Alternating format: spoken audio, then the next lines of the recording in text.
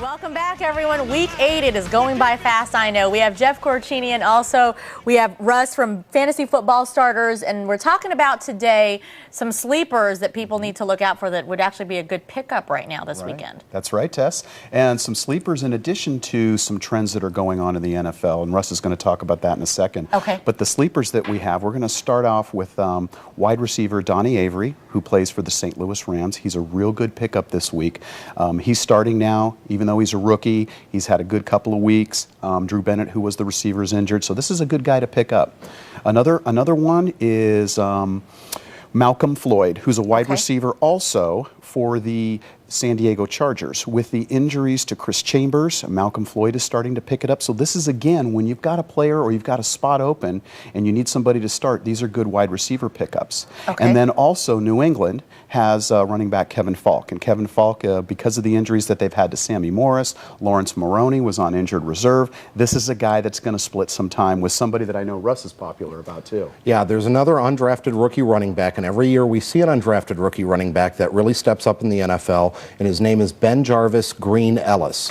And he's with the... That's one name? That's one name. I thought it was two. I thought you were talking about two different people. Yeah, Ben Jarvis is his first name, Green-Ellis is his last name. My goodness. And Okay. with the injuries that the Patriots have at the running back position, he's gotten an opportunity, and we saw it last Monday night in the game versus Denver. He's really stepped up, and he has a chance to actually be a feature guy down the road for the Patriots the rest of the year if the injuries keep stacking up at the running back position. So these are kind of players that you may want to think about picking up. Okay. And then Russ is going to go into a little bit another trend about location and where games are being played. Yeah, how does that affect?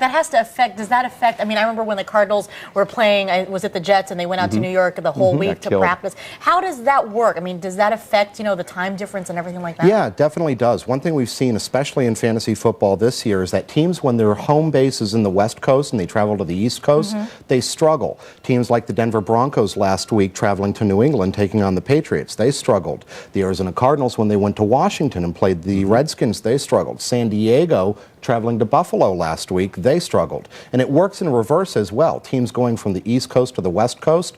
The New York Jets last week going to Oakland, taking on the Raiders. The Jets did not have a good game. And other teams like Buffalo, when they traveled here to Arizona, they didn't have a good game either. So you want to really make sure, keep this in mind when you're looking at players that you have on these teams on these weeks that they're traveling afar. Where they're going to Yeah. be. Do you think it has to do, though, with being at home and in their environment of their own stadium? No, I think it's the time change. difference. Yeah. It's It the is a time change in the difference. time zones. Okay.